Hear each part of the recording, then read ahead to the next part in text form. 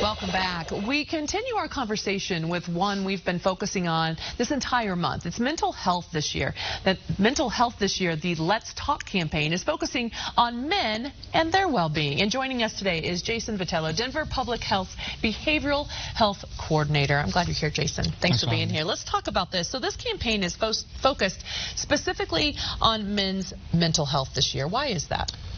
Because many in public health and really beyond are understand male mental health as potentially a crisis, not just for men, but for the public at large.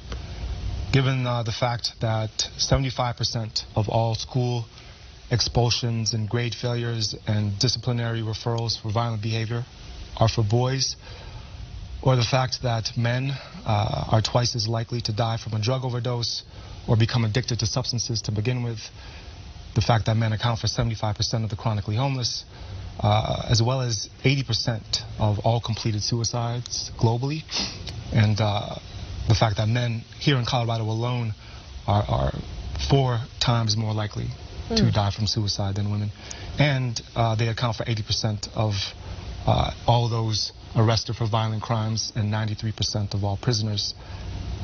And the implications of this, you know, they don't just adversely impact men, but children, families, mothers and partners, and the public at large. Yeah, the communities. Those are tough statistics to hear. Absolutely. Sorry to bring everyone down. No, but it's an important topic. We've been talking about it for all month long, but it's important to actually be aware of those statistics. Another thing that's really important too, and I'm going to keep repeating this as we talk here today, is a phone number that you can actually call. You see it on your screen. You can call 1-844-493-TALK, or you can text TALK to 38255.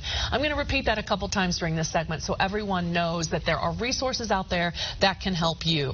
Now, we talk about, we've talked before about this campaign, and that society has man rules. There's a stigma, isn't there, about men talking about their feelings, admitting that they have certain feelings, things like that. Explain why a bit more about these man rules and a society at large. So Dan Griffin is a national speaker, and he does work in men's recovery. And he talks about these man rules and states that basically you could go into any room and ask what are the man rules, and there might be some cultural variations, but you'll get a list that looks a lot like this. Don't cry, don't ask for help, don't show emotion, don't be vulnerable. Now, when we talk about this, you say that really the healthy thing, really, and most successful treatment is in direct contrast to those man rules. Right. It's the exact opposite of everything we just showed there, right? Right, so the rules of successful treatment and recovery are in direct contradiction to those man rules. Cry, grieve, ask for help, do express your emotions, and allow yourself to be vulnerable. 1-844-493-TALK, or you can also text TALK to 38255. Like I said, I'm going to keep repeating that. It's on your screen, but it's really important that everyone remember these numbers. Another thing, what are some of the things basically that can really affect men's mental health?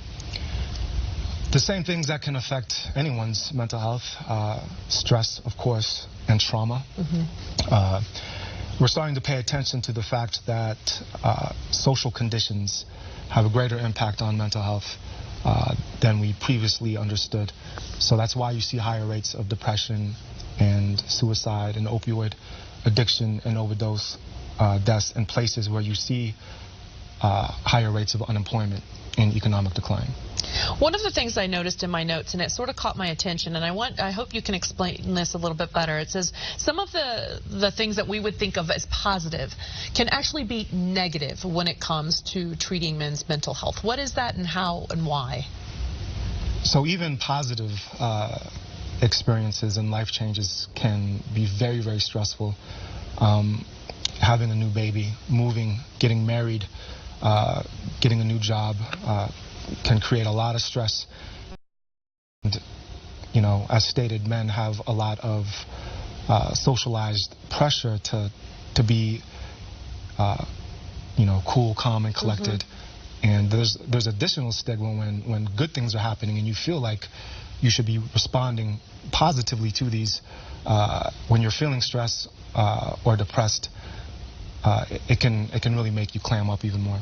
Well, and then that leads to the next question, and that is because men so many times can hide it, we don't really know that there is an issue. So how can we know, or what should we do if we do feel like the men in our lives need help or are starting to show that they need help?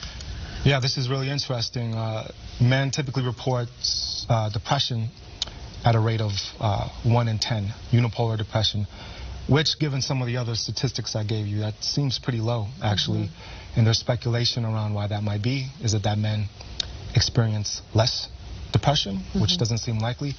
Are men less likely to report signs of depression, given some of those aspects of male socialization I was talking about? Or do men experience depression and other types of mental illness differently? Yeah. And I think that's very likely. And while a man might not say, yeah, I've been mm-hmm. feeling blue or sad in the past couple months, I have been feeling these other symptoms. So the Colorado Crisis Service hotline is open 24/7. The number is 1-844-493-TALK, or you can text TALK to 38255. Another wonderful and quick resource is online at letstalkco.org. This website also offers proper guidelines.